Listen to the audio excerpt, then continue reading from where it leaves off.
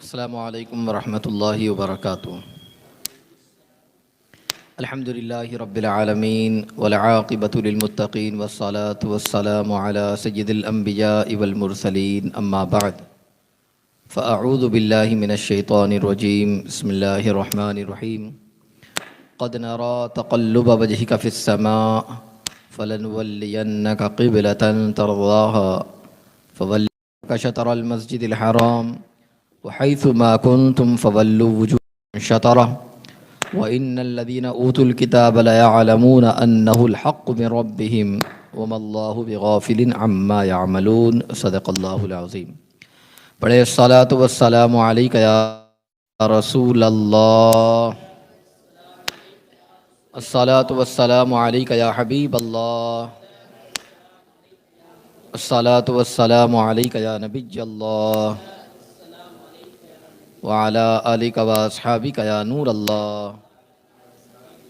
صلی اللہ تعالی علیہ وسلم۔ شمع رسالت کے پروانوں، گزشتہ ہفتے آپ نے اسی آیت کریمہ کے حوالے سے کچھ اہم باتیں سماعت کی تھی۔ قبلہ کے حوالے سے کچھ مسائل اور اسی کے ساتھ ساتھ آقا دو جہاں صلی اللہ علیہ وسلم کی رضا، یہ خدا تبارک و تعالی چاہتا ہے۔ آج انشاءاللہ العظیم اس کے حوالے سے کچھ اہم باتیں آپ سماعت کریں گے اور اس کے مسائل بھی آج انشاءاللہ آپ سماعت کر لیں۔ اس آیت کریمہ کی روشنی میں جو مسائل معلوم ہوتے اور یہ ہے کہ نمازی کے لیے لازم ہے کہ وہ جہاں کہیں بھی ہو، سفر میں ہو، حضر میں ہو، خانہ کعبہ کی طرف منہ کر کے نماز پڑھے۔ کعبہ یہ تمام آفاق قبلہ ہے، جہاں کہیں بھی رہے وہ قبلے ہی کی سمت اپنا رخ کر لے اور وہیں پر رک کر کے وہ نماز ادا کرے۔ بیت اللہ شریف کی کسی ایک جانب رک کر کے نماز پڑھنے سے نماز ادا ہو جائے گی۔ خانہ کعبہ ہے، وہ بیت اللہ شریف کی طرف اگر رک کر کے وہ جس سمت میں بھی ہو وہاں پر اگر رک کر کے نماز ادا کرتا ہے تو شروع سے اس کی نماز صحیح ہے۔ تیسری چیز یہ معلوم ہوئی کہ جو شخص کعبہ کا مشاہدہ کر رہا ہو، یعنی دیکھ رہا ہو، اس کے لیے لازم ہے کہ اپنا رخ نماز میں کعبہ کی طرف کرے، اور جو شخص کعبہ سے دور ہو، کعبہ اس سے غائب ہو، اس کے لیے اتنا کافی ہے کہ اس کا رخ کعبے کی سمت ہو، یعنی جس جگہ پر کعبہ ہے اس جگہ پر اس کی سمت ہو، یعنی اس کا رخ اگر عین کعبہ سے دائیں اور بائیں 45 درجے کے اندر ہو تو یہ سمت قبلہ مانا جائے گا، اور اس طریقے سے اس کی نماز درست ہو جائے گی۔ پتہ چلا کہ نماز کے لیے سمت قبلہ کا ہونا یہ اس کے شرائط میں سے ہے، اگر اس طریقے سے اس نے نماز ادا نہیں کی تو اب اس کی نماز درست نہیں ہوگی۔ کعبہ یہ بیت اللہ کی فضا اور مخصوص رقبے کا نام ہے۔ اب تحت الثری سے لے کر آسمان کی بلندیوں تک یہ فضا اور ہوا یہ کعبہ ہے۔ بیت اللہ شریف کی دیواروں، پتھروں، غلاف، دروازہ وغیرہ کا نام کعبہ نہیں ہے۔ اگر کسی وجہ سے کعبہ کی تعمیر میں استعمال ہونے والے پتھر یا دروازہ یا غلاف وغیرہ وہاں سے علیحدہ کر لیا جائے، وہاں سے الگ کر دیے جائیں اور کسی دوسرے مقام پر انہیں رکھ دیا جائے، تو وہ دوسری جگہ پر رکھنے پر، وہ پتھر دوسری جگہ پر رکھ دیا گیا،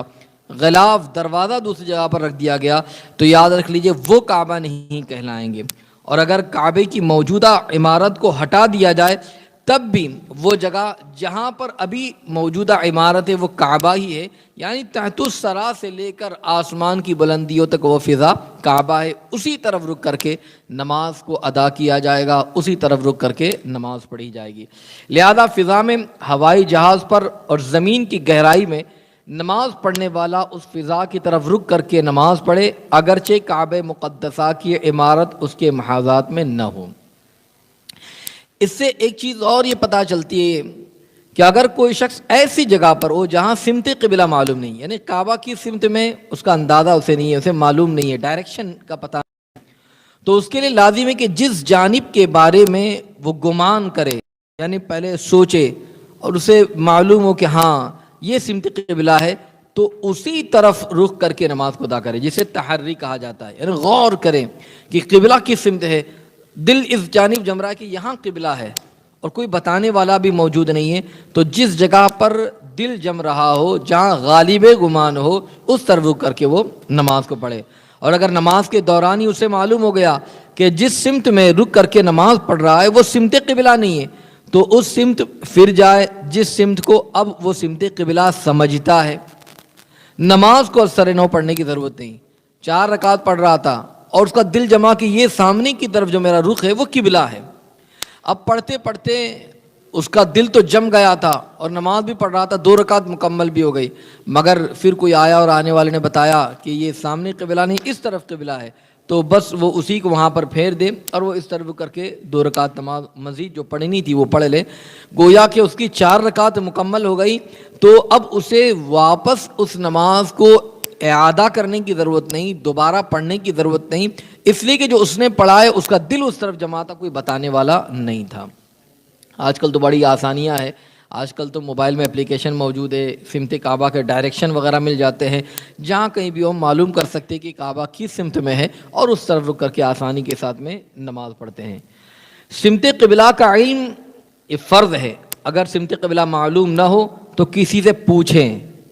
معلوم کرے کہ کہاں کعبہ ہے، اس کے بارے میں جانکاری حاصل کرے۔ اگر بتانے والے قریب نہیں تو اس علاقے میں بنی مسجدوں کے محراب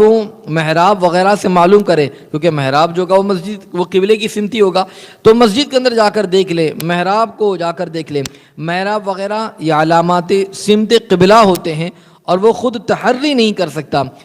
بلکہ وہ دیکھیں کہ مسجد کے اندر محراب کس جانب ہے، مسجد میں محراب جو ہے وہ سامنے کی طرف ہے، سمجھ جائے کہ یہ سامنے کی طرف یہی قبلہ ہے۔ ستاروں، ہواؤں، پہاڑوں وغیرہ سے تحری کر سکتا ہے اگر اس کی جانکاری اسے ہے، تو جو ہے اگر جو پہلے جانکار لوگ جو تھے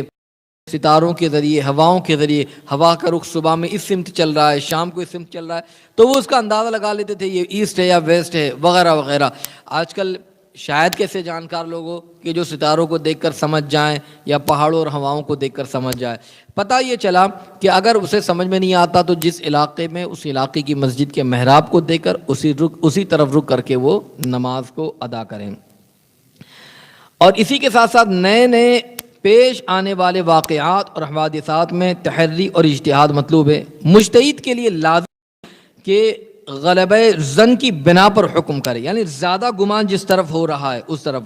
اور اس حکم میں غلطی اور درستی دونوں پہلو ممکن ہیں، یا تو صحیح ہوگا یا تو غلط ہوگا۔ وہ جب سوچے گا قبلہ اس سمت ہے تو دونوں پہلو ہے، یعنی صحیح بھی ہو سکتا ہے اس کا قبلہ جو سوچ رہا ہے، غلط بھی ہو سکتا ہے، چونکہ اس نے اگر مکمل کوشش کی ہے، غور کیا ہے، اس کے بارے میں سوچا ہے، تلاش کیا ہے، پوچھنے کی کوشش کی ہے، اس سے اگر اس حکم میں اگر وہ غلطی بھی کر بیٹھے تب بھی اللہ تعالیٰ اس کا ثواب عطا فرمائے گا، اس لیے کہ اس نے اس کے لیے کوشش کی، بغیر سوچے سمجھے کہیں پر بھی کھڑا ہو گیا نماز پڑھ لیا تو یہ درست نہیں ہے، بلکہ